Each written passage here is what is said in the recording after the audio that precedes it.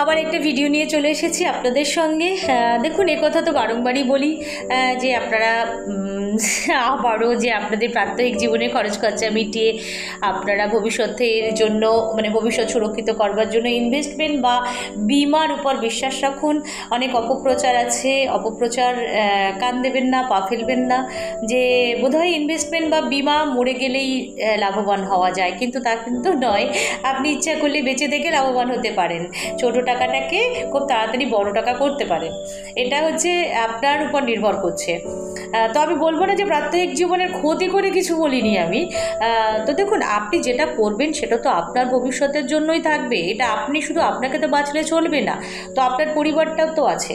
তো আপনার পরিবার সুরক্ষিত করবার জন্য তো বারংবারই একটা কথাই আমি বলি যে বিমা বা ইনভেস্টমেন্টকে বিশ্বাস করুন, বিমা বা ইনভেস্টমেন্ট করুন। তো সেক্ষেত্রে কষ্ট তো সকলকেই কম বেশি করতে হয়, তো তার মধ্যে থেকে তো করতে হবে এটা। দেখুন, অপ্রত্যাশিত দুর্ঘটনা মানুষের জীবনে হতেই পারে। এবার অপ্রত্যাশিত দুর্ঘটনা হলে আপনার পরিবারকে আপনি কোথায় ফেলে যাচ্ছেন? আপনার পরিবারের কি হবে? নিজের ছেলেই দেখে না, তো তাহলে আপনার পরিবারকে কে দেখবে? বা আপনার ছোটো ছোটো ছেলে মেয়েগুলো থাকলে বা আপনার পরিবার যেভাবে থাকবে, তো এদের তো একটা সুরক্ষিত করে রাখতে হবে। এটা আপনার দায়বদ্ধতা বা একটা দায়িত্বের মধ্যে পড়ে যায়। তো সেই জন্য আপনি বা আপনারা বিমাকে বিশ্বাস করুন, বিমাকে বিশ্বাস করতেই হবে। তো তা না হলে আপনি সবই তো খরচের খাতায় হয়ে যায় না, সে দেখবেন টুকটুক করে সব খরচ খরচা হয়ে যায়। তো সবচেয়ে বুদ্ধিমানের কাজ হলো যে যতটা পারেন একটু রাখা।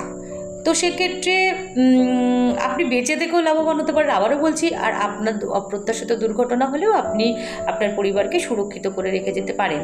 প্রাকৃতিক দুর্যোগ হতে পারে, অপ্রত্যাশিত একটা অ্যাক্সিডেন্ট হতে পারে, শরীরের উপর দিয়ে কোনো রোগ হতে পারে, বিভিন্ন যা অ্যাকচুয়ালি দুর্ঘটনা যাকে বলে।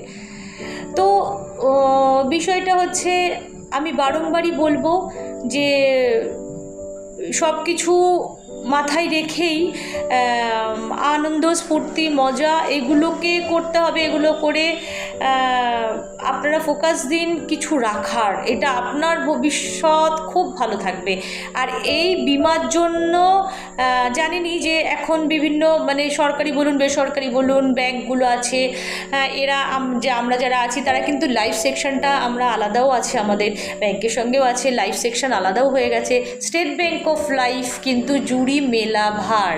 তো স্টেট ব্যাংক অফ লাইফে আপনারা ইনভেস্ট করতে পারেন, বিমা করতে পারেন, এবং এটা কিন্তু সাংঘাতিক সুরক্ষার একটা জায়গা। আর যদি মনে করেন অবশ্যই আমার সঙ্গে যোগাযোগ করতে পারেন স্টেট ব্যাংক অফ লাইফে আপনার ইনভেস্টমেন্ট করবার জন্য, আপনার ভবিষ্যৎ সুরক্ষিত করবার জন্য। আমরা চেষ্টা করব আপনার পাশে হৃদয় দিয়ে থাকার, বা যতটা থাকতে পারবো আমরা নিশ্চয়ই প্রচেষ্টা করব।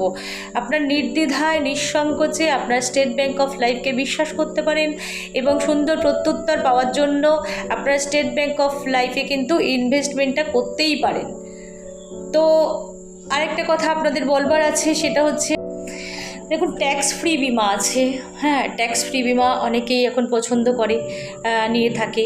তারপর যেটা আছে গ্যারান্টেড কিছু প্রোডাক্ট আছে, যে আমি এত বছর পর এত টাকা পাবোই, এবং সেটা লিখিত আকারেই থাকবে, এবং সেটা আপনি পাবেন।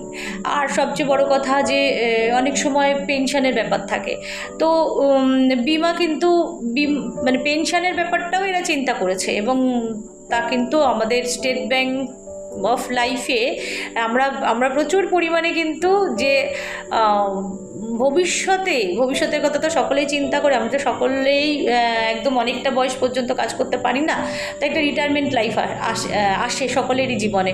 তো সেখানে কিন্তু একটা রিটায়ারমেন্ট যে প্ল্যানগুলো আছে সেগুলোও কিন্তু খুব ভালোই এখানে। আমি যেমন খুব বেশি পছন্দ করি যে গ্যারান্টেড যে প্রোডাক্টগুলো আছে, যে আমি 10 টাকা রাখলে 20 টাকা পাবো, এটা আমার লিখিত।